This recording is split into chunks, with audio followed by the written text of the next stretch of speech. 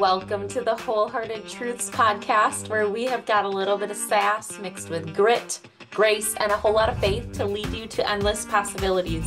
I am so thankful that you chose to spend time here with me today on the podcast. I'm going to walk you through an exercise that might just transform your life. So stay tuned, stay with me. As you know, there's always homework here on the podcast because I never want you to walk away and feel like, wow, that was a great message, and then not have some way to act on that. The best way to make change in our life is to get into action because nothing changes if nothing changes. So we're going to change some things up today. What I'm going to do is walk you through an exercise that the women that are going through my God's goodness and favor for your life course are doing. And as the leader, I personally love doing this each time because it allows me to dig deeper into these messages and these lessons. I truly get to grow with you all as we go through this. So every time I go through this three-part course with women, I'm changed. And I know that the Lord is with us. I love that every single time we get to start out in prayer together, and there are focused scriptures and lessons that we learn from that to maybe look at it in a new light. That's something that I really love. Whenever you go back to verses, you get to hear the different spin on it from different people and what they take away.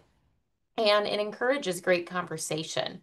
And from there, we get to do great exercises. So, if God's goodness and favor for your life sounds like something you need in your life right now, go ahead, go down to the description in the notes for this and connect with me. I would love to share more about that with you and truly rock this out with you.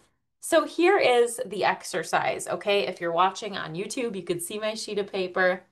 It is to write a prayer for one area where you are being called to lead. Now, we had this session almost a week ago, okay?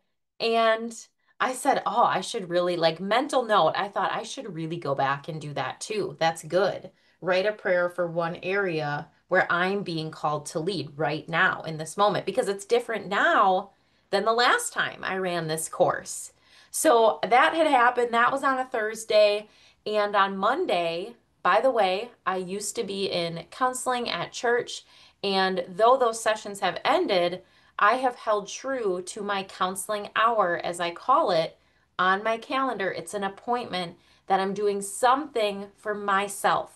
I step away from all other things. Sometimes I'm listening to a sermon. Sometimes I'm going to my favorite book that I'm currently reading, and I'm doing an exercise that I post-it noted because I read at night and I don't want to do it while I'm winding down for bed.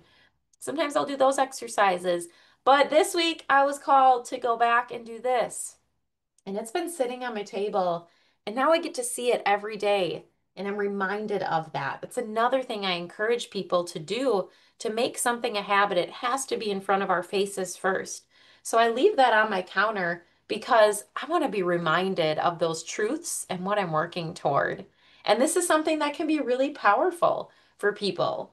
Thinking about an area where you are being called to lead and writing a prayer. It's a conversation that we get to have with our God. He's our Father. And it's something about writing it down versus just thinking about it.